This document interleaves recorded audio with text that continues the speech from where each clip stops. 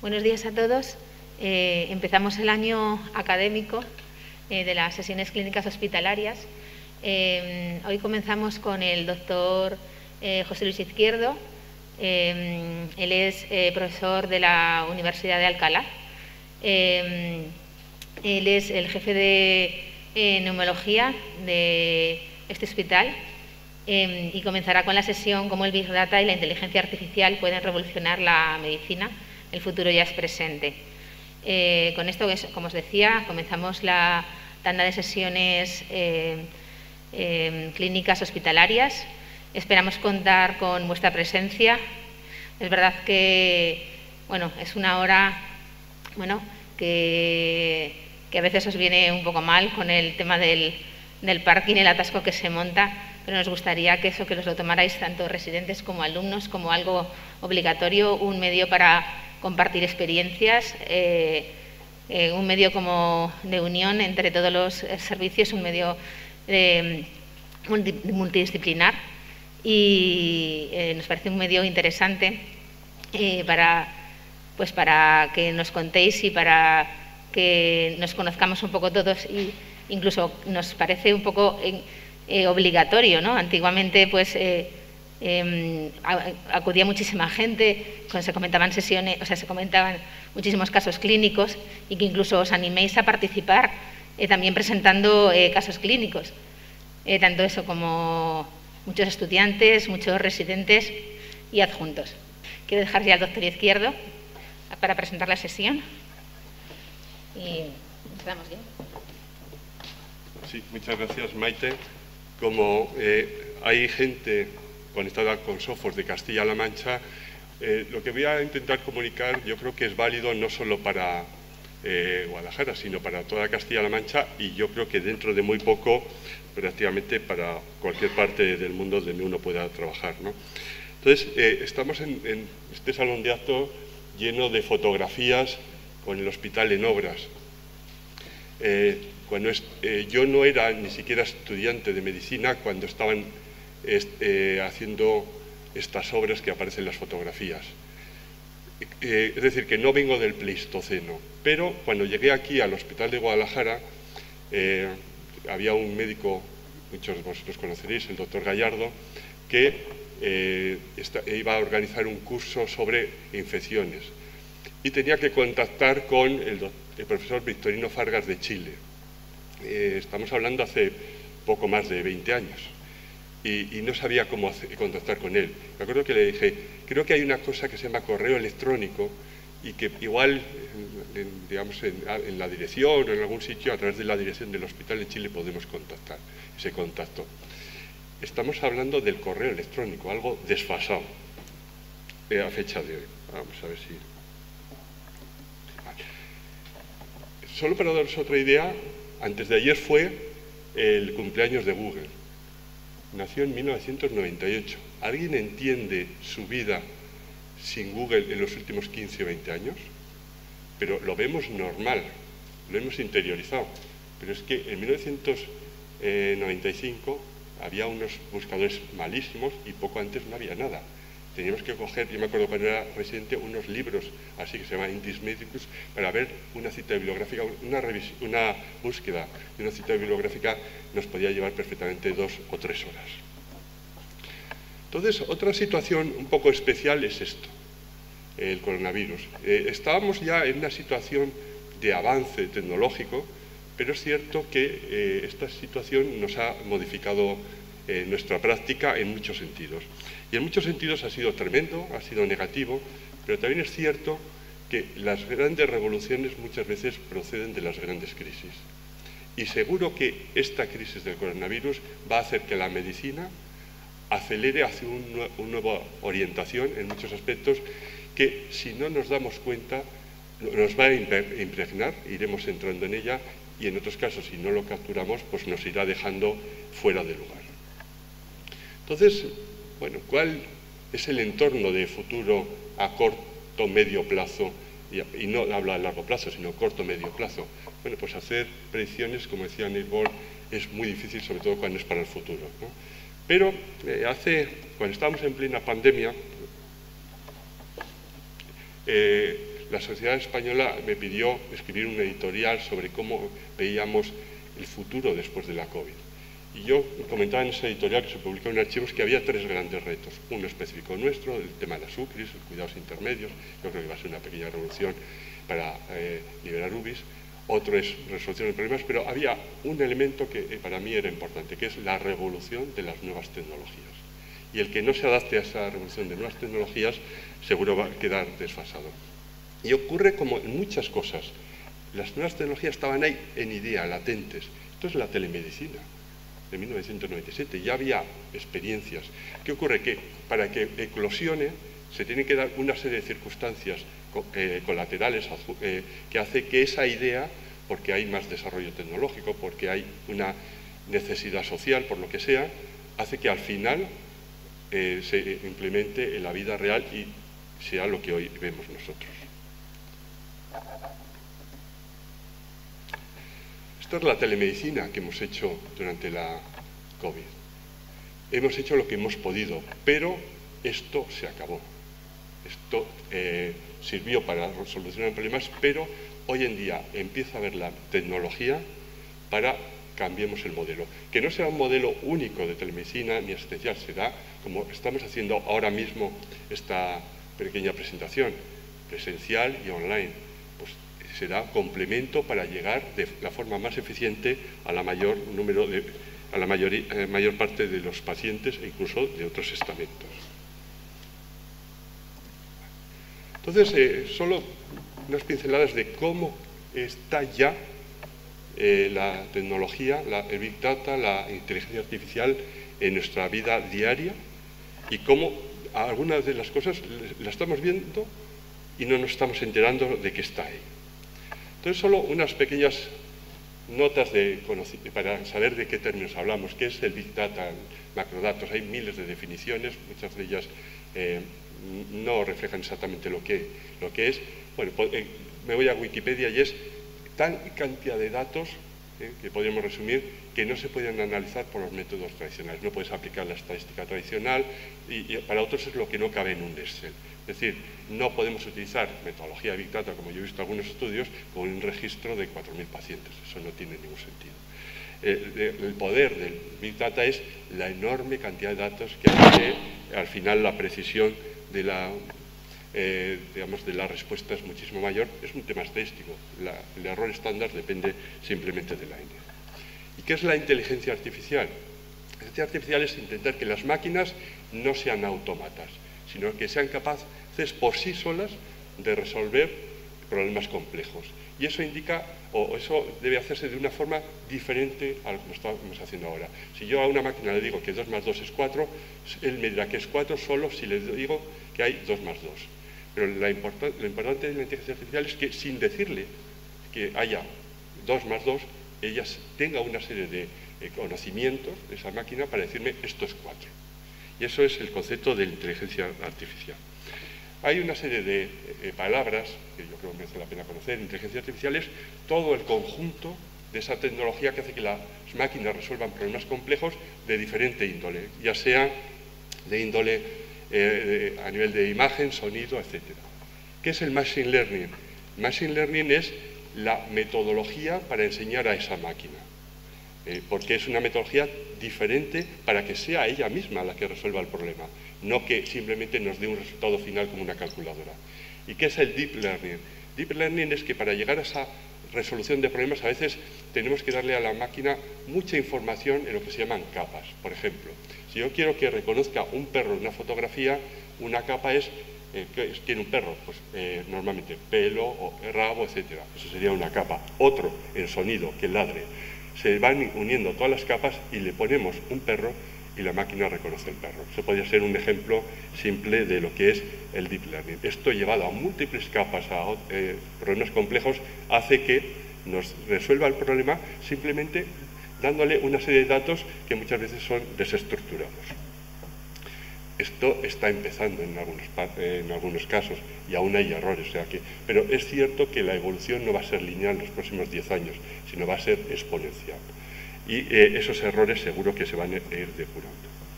Entonces, en sanidad estamos rodeados y vamos a estar rodeados de inteligencia artificial. Bueno, pues realmente vamos a tener inteligencia artificial en imagen, en lenguaje, en una serie de elementos de gestión de la historia clínica. Por ejemplo, a nivel de imagen, hoy sabemos que hay una propuesta de Google donde el diagnóstico por imagen de la retinopatía diabética con inteligencia artificial es superior a lo que hace un oftalmólogo. Tema zanjado. Hay ya modelos que leen mejor un TAC y una radiografía que un radiólogo. Esto significa que dentro de 2, 3, 4, 5, 10 años máximo va a venir el TAC con ayudas de inteligencia artificial que nos hace la imagen, nos describen y hasta nos pueden hacer una aproximación al diagnóstico igual o mejor que hace un radiólogo. ¿Eso significa que vaya a desaparecer el radiólogo? No, pero hay elementos de su actividad que van a desaparecer y se van a sustituir por máquinas en un plazo de 10 años, seguro, porque ya está ahí, solo falta implementarlo y desarrollarlo. Y así en muchas otras facetas, en el área, por ejemplo, de imagen. Hay otras áreas, por ejemplo, de robotización. No es el robot, que ya vemos que algunos se parecen manos, sino ayudas robóticas, desde el famoso Da Vinci a otro tipo de elementos en cualquier índole de la medicina. Hay de sonido, pues tenemos los traductores automáticos. Esa herramienta también se va a aplicar en la medicina. Pero voy a centrarme un poco más en algo que es fundamental como clínico, por lo cual tiene un gran interés, fundamental como gestores, si alguien tiene interés en gestión, ya sea de un hospital, de una área sanitaria, de una consejería o de un servicio, y fundamental como investigación clínica, que es el procesamiento del lenguaje natural, con una ventaja, que mañana mismo, igual que lo estamos trabajando nosotros, vosotros podéis trabajarlo, porque tenemos una enorme ventaja. Tenemos bien digitalizado Castilla-La Mancha desde hace 10 años, y tenemos una herramienta que se llama Sabana, que bueno, a nivel de usuario podemos responder algunas preguntas, pero incluso preguntas complejas se pueden responder si nos ayudan desde la compañía, como estamos haciendo ahora en algunos proyectos que tenemos en marcha. ¿Qué es el procesamiento del lenguaje natural? Bueno, pues el procesamiento del lenguaje natural no es más que sacar toda la información que hay en un área sanitaria, en un país, en un continente, en varios países de varios continentes, como estamos trabajando ahora. Hay un proyecto que estamos trabajando con 8 países americanos, europeos, con millones de pacientes. Eso es alucinante. O sea, cuando alguien dice, es que tengo un estudio de 10.000 pacientes, la pena, es que estamos ahora en un estudio con millones de pacientes. Entonces, ¿qué es lo que hace esto? Pues esta tecnología lo que hace es, por supuesto, capturar toda la información estructurada. O sea, si yo quiero sacar un tratamiento, está estructurado en el programa de farmacia y me lo saco. Pero el 80% de la información relevante que nos ayuda a la investigación clínica y la gestión está en los informes clínicos de forma desestructurada. Pues lo que hace esto es ordenarlo, trabajarlo y hacer como si toda nuestra actividad de una comunidad fuera una enorme base de datos, que se estructura y se analiza. Bueno, pues esto es lo que se llama el procesamiento del lenguaje natural. Entonces, ¿eso por qué es importante? Es importante porque estamos tomando decisiones continuamente como clínicos y como gestores, a veces otras personas, sin datos. A veces usamos datos extrapolados, datos sesgados, datos inadecuados. Si no tenemos una información adecuada, ni podemos detectar problemas, ni podemos resolver problemas. Hasta ahora estamos muy entusiasmados, alguno de vosotros está trabajando ahora en bases de datos. Están muy bien las bases de datos para alguna cosa, pero eso es un mundo que va a desaparecer. ¿Por qué? Porque está llenas de sesgos de selección. Como decía Churchill, yo solo me fío en las estadísticas que yo he manipulado. Y eso es lo que ocurre en la vida real, voluntaria o involuntariamente. Estos son 2 trabajos que recordaréis del año pasado, uno en Lancet y otro en New England, con toda la eclosión de la COVID. Se tuvieron que retractar, los tuvieron que anular. El motivo fue porque estaban elaborados a partir de 2 bases de datos pseudo-privadas, donde cuando los autores pidieron, algunos revisores pidieron ir a la base de datos para ver si esa información era veraz o no era veraz, rechazaron los dueños de la base de datos poder acceder a esa información. Bueno, eso genera muchas sospechas. De hecho, en España hay una base de datos similar y bueno, pues genera sospechas. Entonces, ¿qué información podemos tener con algo que ni siquiera podemos acceder a la información? Entonces, bueno, pues, ¿qué mejor base de datos que tener toda la información posible si tenemos una herramienta que nos lo pone como si fuera una enorme base de datos? Entonces, bueno, pues eso tiene dos ventajas. No hay sesgos de selección, es todo. Yo no cojo 2.000 pacientes de Guadalajara, cojo toda Guadalajara. No cojo 2.000 pacientes de Castilla-La Mancha, cojo toda Castilla-La Mancha. Con lo cual, cualquier análisis de efectividad, es decir, el impacto que tiene en la salud de una población es absoluto, cosa que de la otra forma ya veríamos. Y veríamos que lo que estamos haciendo ahora no es correcto. Y vamos a hablar de la prehistoria, pero la prehistoria era yo y adjunto, ¿no? Un ejemplo. Esto hace algo más de 20 años me encarga la Sociedad Española de Neumología que analice cómo está la situación de una enfermedad, la EPOC en España. Puede ser la EPOC, puede ser el infarto, puede ser la pancreatitis aguda, lo que queráis. Me dan un presupuesto y para hacer el estudio se diseña en 1999, trabajo de campo 2 años, análisis de depuración 2003, se tardan 5 años en depurar los datos. Y además, en una población escogida, cuya representatividad de todo lo que ocurre en la vida real a nivel nacional, pues era por lo menos cuestionable. Esto es un estudio de auditoría. Se intentó, a través de la Sociedad Española, el Ministerio, auditar cómo eran los ingresos de EPOC en España. Esto sirve un poco de ejemplo de lo que se está haciendo hoy, ¿no? Es un encargo, queremos auditar cómo se trata en toda España una enfermedad. En este caso era cómo se manejaban las agarraciones de EPOC, pero lo mismo para infarto, cualquier enfermedad. Eso exige metodológicamente una validación. Primero, un estudio previo. Lo hicimos en 5 hospitales, entre ellos Guadalajara. Ese modelo de análisis hay que validarlo. Se hizo en algunas comunidades autónomas. FISES, FISES, etc. Y después hay que llevarlo a nivel nacional. 17 FISES y tal. Resultado, cuando se obtuvieron los resultados habían pasado 8 años, yo ya lo había dejado y no servía para nada porque había cambiado el modelo de atención al paciente en esos 8 años. Es decir, que si necesitamos información para gestionar mejor los procesos como información científica, esta metodología es prácticamente impracticable. Entonces, hemos ido evolucionando. Es cierto que estos estudios, que en su momento eran muy tediosos, la informática, ciertas tecnologías, los ha simplificado. Pero, pongo un ejemplo. Este es un estudio que yo podría venir aquí y estar muy contento. Me encargan de hacer un estudio, lo mismo, pero a nivel nacional, fuera a nivel de hospitalario. Selecciono a los 20 personas más relevantes de la época en España y ellos seleccionan a 200 neumólogos para ver ciertas características de la época en España. Es un estudio, recoge 3.000 pacientes, se publica, le dan el primer premio. ¿Sirve para algo?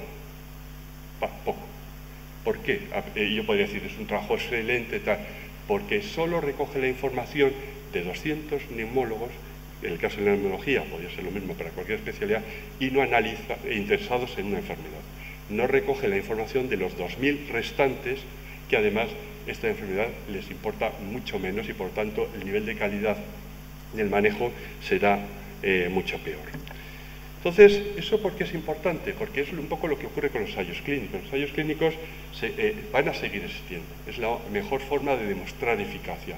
Pero a nosotros nos interesa no solo la eficacia, porque es en condiciones idóneas de laboratorio, sino que se traduzca en un beneficio en la salud de la población.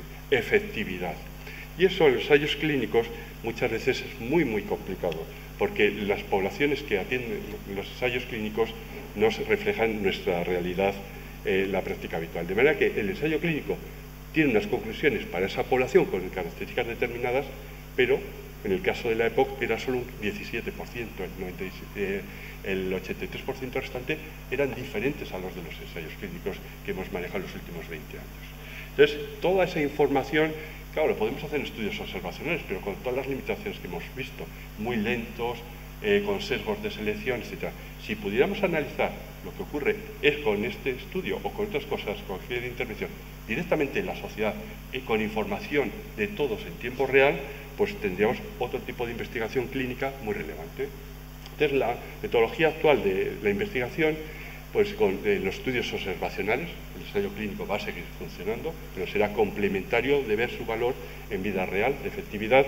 Están llenos de problemas de sesgos, periodos de reclutamiento muy largos, y después hay una cosa que es muy importante, no favorece la innovación. Yo cuando hago un estudio, pongo unas variables que analizo, pero son las variables que yo he pensado, y si hay otras variables con las que no he pensado y son muy relevantes, por ejemplo, durante muchos años se estuvo pensando que la úlcera, jamás pensaría alguien que era, en algunos casos, tenía una base microbiana. Todo era antiácidos y daño. Bueno, pues igual con estos modelos de inteligencia artificial aflora muy rápidamente una señal que después se puede analizar. Si hacemos un estudio tradicional, hasta que a alguien se le ocurre, todos los estudios van a ser con las variables de toda la vida y por lo tanto difícil de innovar. Y además, bueno, pues esta metodología nos sirve para evaluar. Si yo pongo un plan de salud, no lo podemos evaluar fácilmente. Si no, yo pongo una guía clínica, las guías clínicas de POC nadie las ha evaluado, es imposible hacerlo. Yo la he evaluado y ya con esta metodología no sirven para nada, no cambian para nada la práctica. Entonces, en el caso de la tecnología nos va a venir hecho. Y hay ecógrafos con inteligencia artificial que ayuda al diagnóstico, hemos dicho la imagen a nivel oftalmológico y tal. Pero como clínicos, como gestores, pues ya hay esta tecnología que nos permite obtener esos datos.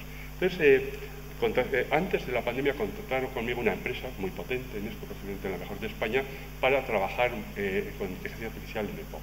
Les habían dado casi 2 millones de euros de la Unión Europea, se llama Sabana, y bueno, pues iniciamos un proyecto que inicialmente era europeo. Es este proyecto que de hecho ahora ya participa Estados Unidos y Canadá. Pero teníamos la enorme suerte, y eso es una cosa que tenemos aquí, que se puede aprovechar para cualquiera de vosotros, de que ese Sabana lo tenemos en Castilla-La Mancha, se llama Sapiens. Y Castilla-La Mancha tiene una enorme ventaja, y es que está todo digitalizado desde 2011, la mayor parte. Aquí fue una revolución, me acuerdo, había casi amagos de sublevación cuando se puso en marcha la digitalización, el famoso Mambrino, etcétera, pero esto ahora mismo es una maravilla. Esto nos da toda la información. Antes de ayer tuve que pedir una historia en papel para ver lo que había pasado con una paciente, hacía muchos años, me pareció algo alucinante. Imaginaos ahora pedir los volantes en papel, dárselo a la enfermera, que lo baje el celador, el volante de la petición de una resonancia. Todo eso es que ya sería inconcebible. Bueno, pues teníamos esta enorme suerte y empecé a trabajar, aunque en pinitos, con lo básico de esta herramienta, porque para lo complejo necesitaba el apoyo de los ingenieros de Sabana. Y yo quise analizar dos cosas, porque hay grandes problemas que se identifican muy bien con esta tecnología, grandes problemas que si se solucionan el 80% del problema. Es el principio de gestión, el principio de Pareto. No te metas mucho en los detalles cuando tienes grandes problemas, identifica los grandes problemas que son la causa, ese 20% es la causa del 80% de la disfunción que puede haber en un área. Entonces, bueno, pues ya hicimos nuestros pinitos utilizando esta herramienta, analizamos toda Castilla-La Mancha, todos los pacientes con EPO, estamos hablando de miles y miles. Este estudio se hizo con 200 millones de datos, pero sin movernos de la silla del ordenador. Bueno, identificó dos problemas gravísimos, tanto en manejo como en tratamiento, que son comunes a toda España. Bueno, pues esos problemas gravísimos se habían modificado desde 2011 en función de la publicación de las guías clínicas, cero. De manera que seguimos haciendo muchas guías clínicas, os conoceréis el famoso caso de POGES, no sirven para nada, no mejoran la atención, porque es simplemente una discusión académica que no se traslada a los pacientes y a la salud de una población. ¿Pero por qué? Porque nadie lo ha analizado. Con estas metodologías lo analizamos en tiempo real. O si queremos poner un programa de salud de niño, lo que sea, tenemos la herramienta para analizarlo en tiempo real. De hecho, cuando detectamos esto, con el presidente de la sociedad regional dijimos, vamos a hacer un proyecto de mejora. que es para lo que sirve esto, para investigación clínica, mejora de procesos, mejora de gestión, etc. Y estábamos ya en ello, pero vino justo cuando lo acabamos de escribir ese artículo, de hecho ese artículo se publicó en marzo del 2020, vino esto. Y esto, como decía antes, las crisis revolucionan muchas veces una tecnología. Entonces, como teníamos aquel proyecto europeo en EPOC financiado, teníamos la situación de Castilla-La Mancha idónea por digitalización, por Estado Sabana, dijimos, bueno, en marzo vamos a intentar utilizar esta tecnología para dar respuestas a cosas, no conocíamos nada de la COVID. Hoy hay 170.000 publicaciones. El 1 de enero había 0. Había que sacar respuestas, estábamos totalmente perdidos. Entonces hicimos lo que se llama el proyecto Big COVID Data, que es intentar responder, ¿no? Bueno, esto lo hacemos aquí, pero hay miles de chinos, miles de americanos, etcétera, etcétera, y no era fácil de competir, pero hay que estar en esta línea.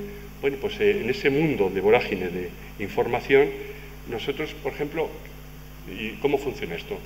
Nos íbamos haciendo preguntas. El 13 de marzo, cuando estábamos al borde del colapso de las UBIs, donde los centros de salud prácticamente estaban cerrando, intentamos desarrollar un modelo predictivo de manera que si no se podía atender en el centro de salud, porque estaban cerrados, porque había que llamar por teléfono, si alguien llamaba por teléfono, un modelo predictivo que nos dijera ese paciente tiene mayor riesgo de ir a la UBI. No es una calculadora, que es lo que hay muchos, ferritina, LDH, tal, da el riesgo de morir 80%. Eso no tiene muchos. Bueno, es útil, pero no, el objetivo es modelo predictivo. Como decía algunos, es lo que utiliza la policía de Berlín, que sabe un día antes dónde se va a producir un asesinato. Es un poco exagerado, pero es teniendo una información, ¿qué puede pasar? Bueno, se utilizó en modelos complejos de inteligencia artificial. Aquí hay mucho ingeniero detrás de este artículo, pero veis, la entropía es 0,1, es 1, es muy aproximado, es decir, con un 80, más de un 80% de fiabilidad, con la información de solo 15 días, porque a partir del 30 de marzo ya no pudimos analizarlo, porque ya se saturaron las UBIs y no teníamos un circuito normal de ingreso en UBI, ya se distorsionó. Con solo 15 días hicimos este modelo que se ha utilizado en muchos sitios y que se ha replicado con variables muy similares. Si tú llegabas y tenías más de 56 años, fiebre elevada y taquimia, la taquimia se reproduce en todos los modelos predictivos de chinos, americanos y demás, por encima de 50, ojo, pues ese paciente tiene una mayor probabilidad de UBI. Que no es que yo tengo ferritina alta, saturación y va a la UBI. Eso son calculadoras. Es yo estando en mi casa, si me ocurre eso, antes de que ocurra todo lo demás, ¿qué probabilidades tengo en la UBI? De ir a la UBI. Bueno, pues ese es el modelo que está ahí. Pero es que, bueno, en esta vorágine de 170.000 artículos, pues muchos de ellos se han quedado, se han reproducido, pero realmente no se han aplicado de una forma ordenada por la propia vorágine de la situación. Por ejemplo, ¿qué ocurre en las mujeres? No había ninguna información que ocurre en las mujeres. Pues nosotros fuimos los primeros que lo describimos. Y solo como anécdota, cuando se analizó este estudio, apareció por primera vez que la anosmia aparecía ahí rara. Eso es lo que decíamos de variables que no habíamos pensado, pero que se detectan. La verdad es que como estábamos en ese lío no nos atrevimos a poner nada. Bueno, pues cuando ya lo habíamos mandado a publicar y no lo habíamos tampoco resaltado, apareció en todas las publicaciones de la anosmia. Pero ya salía en este modelo. Otros hicieron lo mismo y lo publicaron y tuvieron más éxito. ¿Qué pasa con los asmáticos? Nosotros teníamos información que nos llegaba a los chinos de los cardiópatas, etc. Bueno, pues necesitamos información de los asmáticos. Los EPOC, ¿qué ocurría con la COVID? Si era un catarro o no. Bueno, pues este estudio que publicamos se utilizó por este editorial, la revista europea, junto con uno de los coreanos, como el que mejor evidencia ha generado de asma y COVID en población general. De hecho, hay otro estudio americano, inglés, de un registro de datos que tiene 100.000 pacientes en ese registro y ni siquiera lo recogió como relevante en la editorial, pues está lleno de sesgos. El problema de los sesgos de los registros, de sesgos de selección. ¿Qué ocurre con los pacientes con EPOC? Nos hicimos la pregunta, la respuesta. Todo esto estamos hablando que la respuesta la tienes en 15 días. Estamos hablando de análisis de 70.000 pacientes asmáticos, todos los asmáticos que hay en Castilla-La Mancha, no una muestra. Por ejemplo, quisimos analizar dos cosas. ¿no? Y se analizó rápidamente. Sabíamos que la EPOC aumentaba el riesgo de COVID, pero los pacientes con EPOC tienen hipertensión, más diabetes, más riesgo cardiovascular, por lo que vimos que efectivamente los pacientes con EPOC tienen más riesgo de COVID, pero cuando quitas esas variables y haces ajuste, la propia EPOC también aumenta el riesgo de complicaciones por la COVID.